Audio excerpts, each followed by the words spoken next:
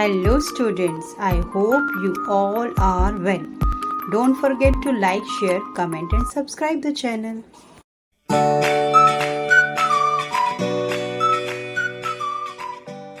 After exercise 1.1, let's start exercise 1.2. In the first question, we have to express the given number as the product of its prime factors.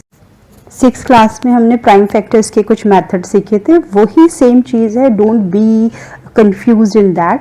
आप prime factors factor tree method से भी निकाल सकते हैं as it is shown on the screen. First of all 140 को हमने 2 और 70 दो फैक्टर्स में डिवाइड करा. देन 70 को 2 इंटू 35.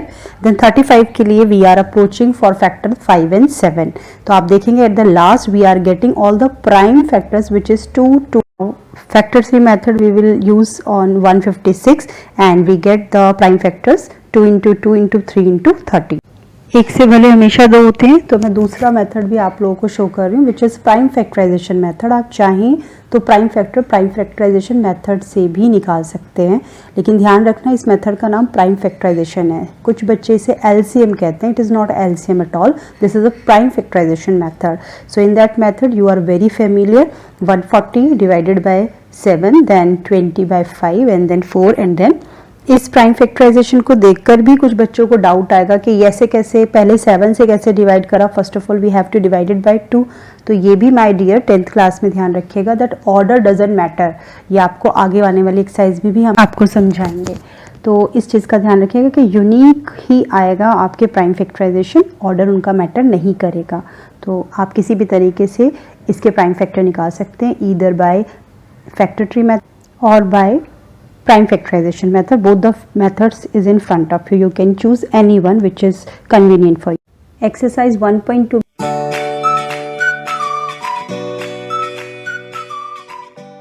में अभी तक बहुत स्मूथली चल रहा है because all the things belonging to class 6. Now the next step also belongs to class 6. आपको सिर्फ छोटा सा रिकैप करना है. आप सबको समझ में आया है कैसे प्राइम फैक्टराइजेशन आप निकाल सकते हैं. अब इन्हीं प्राइम फैक्टर्स का यूज़ करके how we are able to calculate the LCM as well as the HCF. आपकी स्क्रीन पर मैंने क्वेश्चन सॉल्व करे हुए हैं. फर्स्ट पार्ट को देखेंगे, प्राइम फैक्टराइजेशन ऑफ 12. हमें पता है 2 इंटू 2 इंटू 3, क्योंकि आप 10th स्टैंडर्ड में तो आप ओरली भी प्राइम फैक्टर्स लिख सकते हैं. लेकिन फिर भी अगर आपको कोई कन्फ्यूजन रहती है, आप नहीं लिख पाते हो, तो कोई दिक्कत नहीं है. आप सीधा प्राइम फैक्टराइजेशन का मेथड जो मैंने ब्लू बॉक्स में शो करा है उसको भी यूज़ करके आप प्राइम फैक्टर्स लिख सकते हैं. अब हमें मेन काम करना है. The main focus area is HCF and LCM.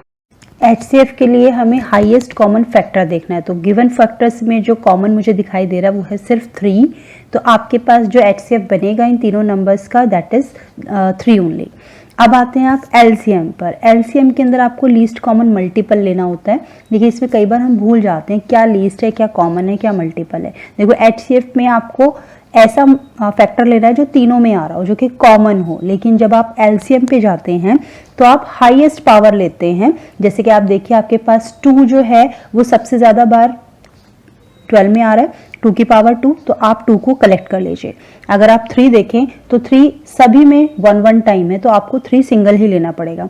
If you take 5 तो 5 12 में तो है ही नहीं, लेकिन 15 में सिंगल टाइम है तो you can take 5. 21 7 single time है तो यू कैन टेक 7. आप ऐसा समझिए बफे में जो कुछ भी है वो आपको मैक्सिमम उठाना ही उठाना है, उसको आपको छोड़ना नहीं है फॉर द एलसीएम. एचसीएफ और एलसीएम का क्लियर कट होना चाहिए आपके माइंड में, बिकॉज इसी में मोस्टली स्टूडेंट्स ट्रांसफर कर देते हैं एलसीएम की जगह एचसीएफ और एचसीएफ की जगह एलसीएम. और ये आपने 6 में करा हुआ है. थोड़ा सा कंसेंट्रेट करेंगे, it is very easy. On the screen मैंने सेकेंड और थर्ड पार्ट भी शो करा हुआ है. आप यहाँ पे वीडियो पॉज करके अच्छे से समझ सकते हैं. And you find any difficulty to find out the prime factors, तो आप अपना प्राइम फैक्टराइजेशन मेथड यूज करें and get the correct answer. हमने क्वेश्चन नंबर 1 में समझ लिया कि किस तरह से प्राइम फैक्टराइजेशन किया जाता है to get the prime factors. उसके बाद हमने क्वेश्चन नंबर 3 अटेम्प्ट करा पहले, बिकॉज वो कॉन्टिन्यूएशन में जा रहा है. हमने सीख लिया एचसीएफ और एलसीएम किस तरह से फाइंड आउट करने हैं.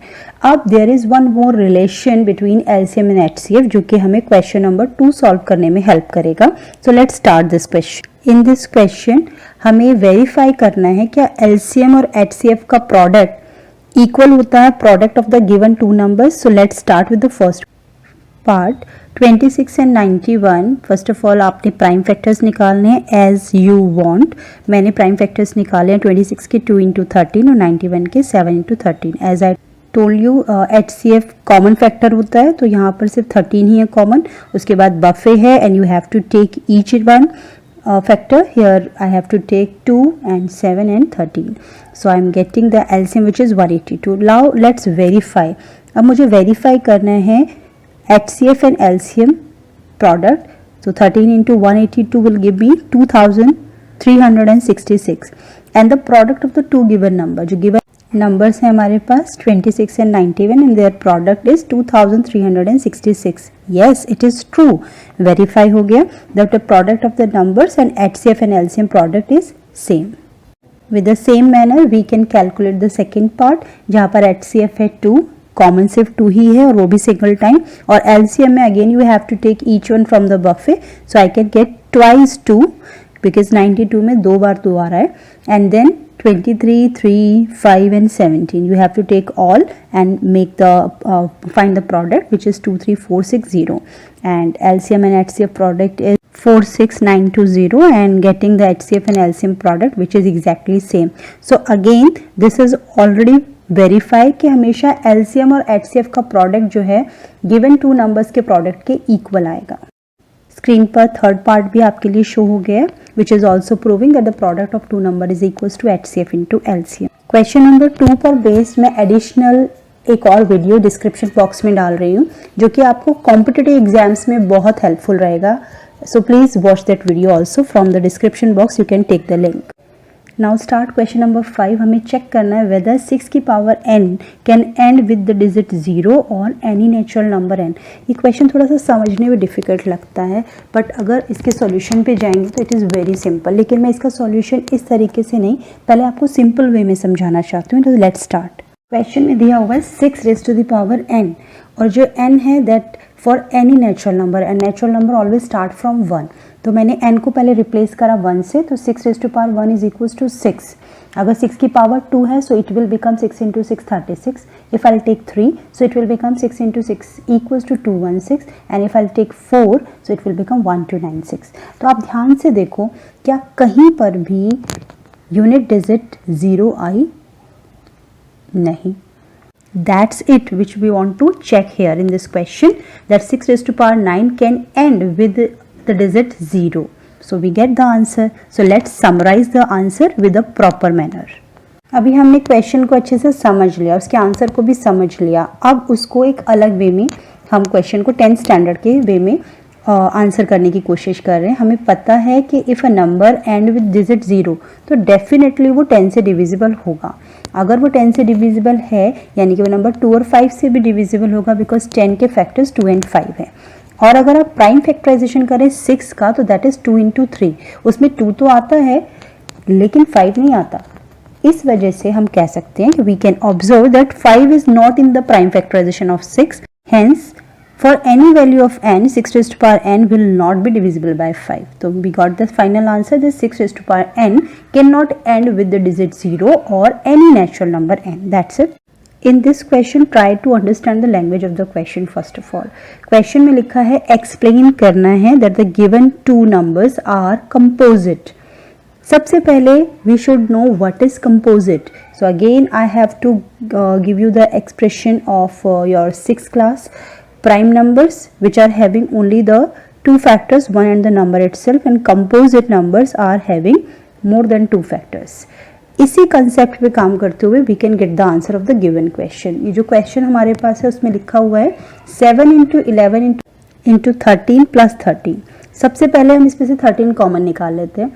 7 इंटू 11 इंटू 13 पूरा एक बंच है. जब इसमें से आप 13 कॉमन निकालेंगे तो we get 7 into 11 into 1. Into 1 लिखने की कोई नीड नहीं है. देन प्लस 13, तो प्लस 13 में से जब आप 13 उठाएंगे तो इट विल बिकम 1. तो मेरे पास आया 7 इंटू 11 प्लस 1. सबसे पहले बॉड मास में आपको ब्रैकेट सॉल्व करना होता है और ब्रैकेट के अंदर we are having the multiplication, so we have to do the multiplication first. So I get 77 plus 1. After adding, it will become 78 and after multiplying it by 13, I can get the number. लेकिन मैं यहाँ multiply नहीं करूँगी because I need the factors find out करने के लिए कि composite number है या prime number है. So we are having 13 into 6. So these are the prime factors which I received and I know कि यहाँ पर factors जो हैं वो more than 2 है. So this is not a prime number, this is absolutely a composite number. With the same manner, we are having the next question. In that, all of the bunch we are having of multiplication of the numbers and 1 is plus 5. So 5 is the keyword here. So I have to take 5 from the given number common and I get 1008 plus 1 and 1009 and 5. These are the two factors because 1009 cannot be factorized further. So again this is a composite number because it is again having more than 2 factors. 5 1009 के अलावा भी यहाँ पर factors है, that is 1 and the number itself. So there are totally 4 factors. So you can keep all this thing in your mind. ये more than 2 factors है तो ये composite number है and I have shown that it is given question is having more than 2 factors. Now the application word problem is here, the last question of this exercise. Question में LCM निकालना है and we are understand कि LCM किस तरह से निकालते हैं. Main focus आपको देना है कि वर्ड प्रॉब्लम में कैसे पता चलता है कि हमें कब एचसीएफ निकालना है और कब एलसीएम निकालना है. इसके लिए आपको डिस्क्रिप्शन बॉक्स में एक अलग से वीडियो मिलेगा if you want to find out this difference between the two. अभी मैं आपको क्वेश्चन नंबर 7 डिस्कस कर रही हूँ. In this question Sonia takes 18 minutes to drive 1 round of the field and the Ravi takes 12 minutes for the same. Suppose they both start at the same point and at the same time go in same direction. After how many minutes will they meet together at the starting point? Whenever any thing is repeating again and again, इस case में आप LCM निकालते हैं. HCF के case में mostly आपके पास word highest या longest word आपके सामने होते हैं. सो इन दिस क्वेश्चन आपको 18 और 12 का एलसीएम निकालना है by using the prime factorization method. The product of the greatest power of each factor is 2 raised to the power 2 and 3 raised to the power 2. So the final answer is 36 because the statement question, so you have to give the answer is statement. The time taken by both of to meet again is 36 minutes. So that is all for the exercise. Further you have to do lots of practice. Thank you so much for listening. Don't forget to like, share, comment and subscribe the channel.